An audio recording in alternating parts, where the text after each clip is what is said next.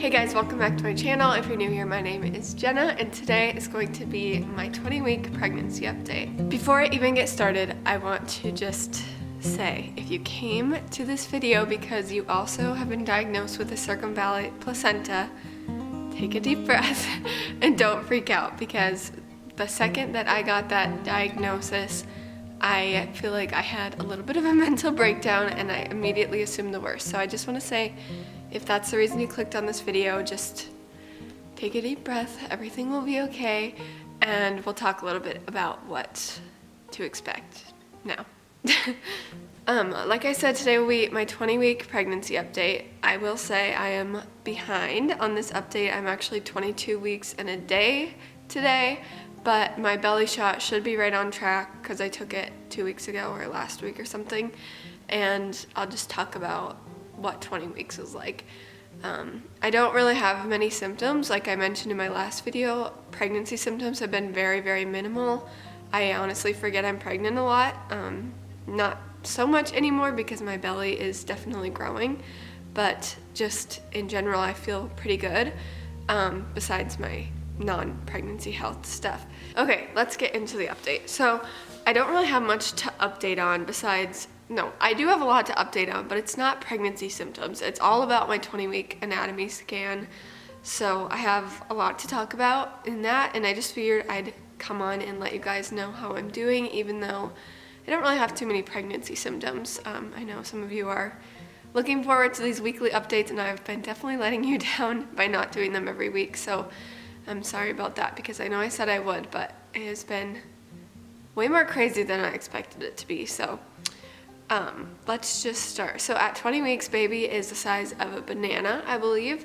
And at my anatomy scan, they measured baby, and she was 11 ounces. So pretty good size. She was in the 27th percentile, so she is a little peanut, but she's growing good in there, and I'll get more into that later.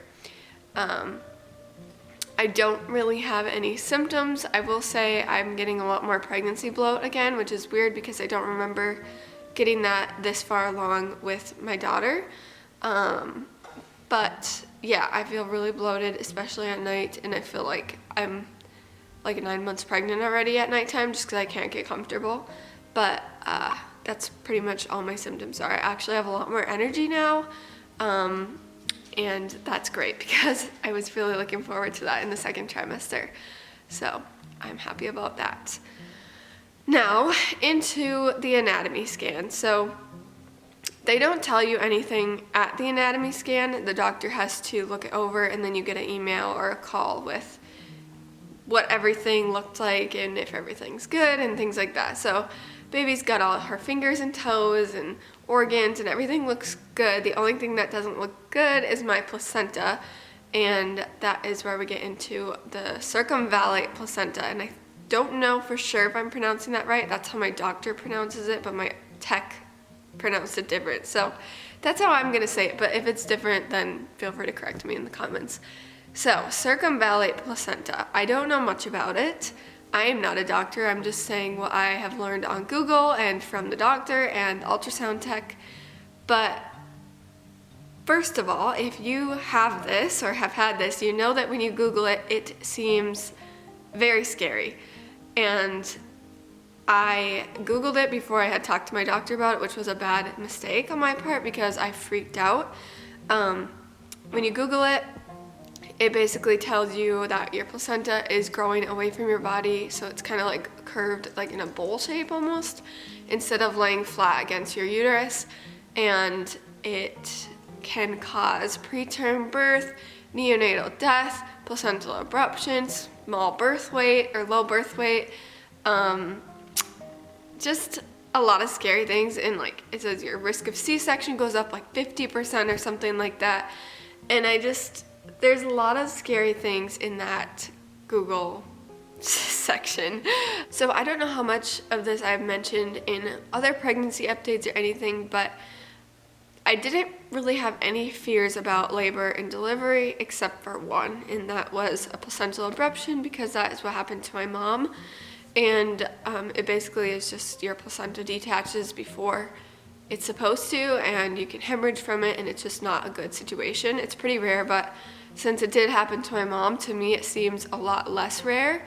And now that I have this and I saw that it increases that risk, it made me panic, and I couldn't talk to my doctor about it for a week after I found out. So I'm just thinking of all the worst possible things that could happen, and it really freaked me out. But so what my doctor said about it is that we're gonna have a growth ultrasound at 32 weeks, because the main concern with this and the biggest risk for it is a low birth weight. So since it's curved, it can sort of restrict nutrients, is what I gather, from the baby. So baby could be trying to get the nutrients, but since it is growing oddly, then it just doesn't get as much nutrients as it would if the placenta was growing normally. So, and this is a really rare placental condition. It happens in less than 1% of pregnancies. So it's just a very fluke thing. My doctor said there's nothing I can do about it, and there's nothing I could have done to prevent it. It's just every pregnancy is different, and sometimes the placenta grows differently. So the main things we're looking for is to make sure baby is still growing at 32 weeks. So I'll have that growth ultrasound at 32 weeks. And then if she's growing fine, then we just continue until delivery, and that's that. But if she is small or is struggling in there, then we have to go in for stress tests every week. So what a stress test would consist of, what my doctor told me, is I would go in every week and they would do longer fetal heart monitoring, and then also check, what would they check? There was something on the ultrasound, maybe the amniotic fluid, I'm not sure. But they would just do longer monitoring, check baby's movements, and I would have to do that once a week. So let's hope that that doesn't happen, because I want baby to be growing good and not have to worry about her being unhealthy or anything. I just want it to be a smooth delivery for her and me. So that's that. And then also I was not diagnosed, but they're watching me for a low-lying placenta. So at my 32-week ultrasound, we'll also have to look for placenta previa, because my placenta is a little bit too low right now, but as my uterus expands, I think it will be in the clear for not being placenta previa. So if you don't know what placenta previa is, it's when it's too close to the cervix or covering the cervix, which could then cause a major bleed again before delivery, and just not good things. So you'd have to have a C-section if you have that. But a couple more things I wanted to talk about the circumvallate placenta, especially if you're watching this video for that reason. I wanted to talk about how my doctor eased my mind. So like I said, if you Google it, you're gonna be freaked out, and that's just the way it is, because you're gonna see all the risks and the percentages, and you're gonna think that you're gonna be in the worst case scenario.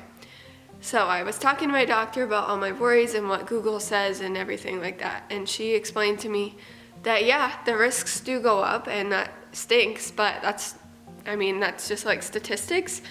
But Google will always tell you the worst possible thing and the worst possible cases. And she told me, I think in her 15 years, I think she said 15, maybe she said 25, I'm not sure.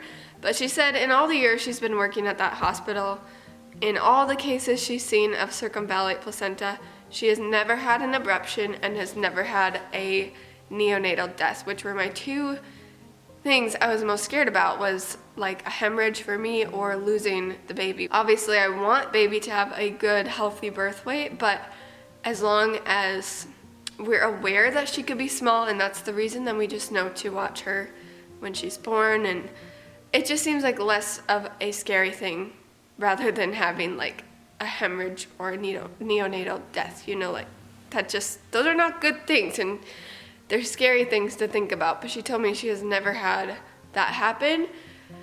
So I am feeling a lot better, and I hope that eased your mind too. It's just that it's not as common as Google makes it seem. So don't just jump to conclusions. I know I did, so I understand if you do, but I want to ease your mind. Hopefully this is like the first video you're watching on it so that you're not freaked out. But of course I'll update you guys when the time comes at 32 weeks how baby is doing and how I'm doing and how my placenta is doing. The main things that I need to look out for is a lot of cramping, or any bleeding, because that would mean my placenta is peeling away, and that's not good. We don't want that. So I'll keep you guys updated, and especially delivery, like that will be, I'll have to tell you then, because that's when most of this stuff happens. But I am praying and hoping and believing that this will be a good delivery, and I know that God's in control and we're both in his hands. So I'm trying to just put my fears aside now, which leads me to my birthing situation. So I know I've talked a lot about probably doing a birth center and like where I'm gonna switch to and stuff. But with that being said, and this new placental condition, I am I'm not high risk. I'm not like considered high risk, but it puts me up a little bit. And one, I don't know if a birth center would take me with this condition, just because there is higher risks with, babies needing extra nutrients or a placental abruption or needing a C-section. I don't know if they'd even take me. I might still call, but I do think for my own peace of mind, just knowing the risks involved, that I would feel more comfortable being somewhere that has the emergency supplies necessary readily available. So I do think I'm gonna stay with my hospital, and I'm kind of bummed about that, because I was really looking forward to having a more peaceful natural birth experience, because though it was considered natural last time, like unmedicated and stuff, it still wasn't me led. Like I wasn't the one leading my birth, I guess, and I really was looking forward to that. But I think I'm just gonna have Josh be a lot more prepared on advocating for me, because I didn't really want him to last time, and I didn't want to, just because I felt like doctors know best and whatever. But this time I do feel like I know more what I want, and will be sure to make that apparent and stay strong in that. So yeah, I feel good. And I feel I'm getting to the point of acceptance of not having a birthing center birth this time. Maybe next time. Maybe eventually I'll have a home birth. I would love to have a home birth. But sorry if the angle changed. My card was full, so I had to delete some stuff. But I don't remember what I was saying. I think I was saying I hope to have a natural experience one time, like at a birth center or home birth. But yeah, unfortunately this time that's not the best option for me, I don't think, and that's okay, because there's reasons that we have hospitals, and sometimes those reasons are like this, just for peace of mind, I guess, because I want to feel confident and not worrying about things in my birth. That's like the last thing I want to worry about, is worrying. So I'm coming to terms with that, and it makes my decision a lot easier, just knowing that I don't have to make that decision, and it's just kind of made for me, that it's like best if I just stick with my hospital. So I'm good with that. And overall I did have a really good experience with my first birth. It was just the pushing that I feel like I could have done differently and probably avoided my birth injury, but it is what it is, and now I know better for this time. But yeah, I think that's all for this update. I'm really sorry, this is not like my normal updates. I hope you guys are okay with that, but it's so different this time. Like, it's flying by, and I always forget like how far along I am, and then it passes the time of like the weekly update, and then I forget to do the next week, and it all jumbles and it's flying. So I'm really sorry for missing out on my updates. I hope that you guys are okay with that. I know that some of you really like, those are your favorite videos that I make, so I feel bad, but I'm trying my best and trying to still put out things for you guys. So that's all I have for you. If you're watching this video because you're also pregnant, then let me know how far along you are in the comments. And also let me know if you have ever had a circumvallate placenta or placenta previa or anything like that, because it feels like I don't know anyone who's had something like that. My sister did have concern for placenta previa too, but other than that, I don't know of any other cases. So it'd be interesting to see if any of you have it, or if you've been recently diagnosed with one of those things. You can find me on Instagram and message me there. I love to chat over on there. I'm not super good at posting and stuff, but I like to DM and connect over there. So I'll put that on the screen as well as in the description. But yeah, that's all for this video. Thank you so much for watching, and thank you for being patient with me. I really appreciate it.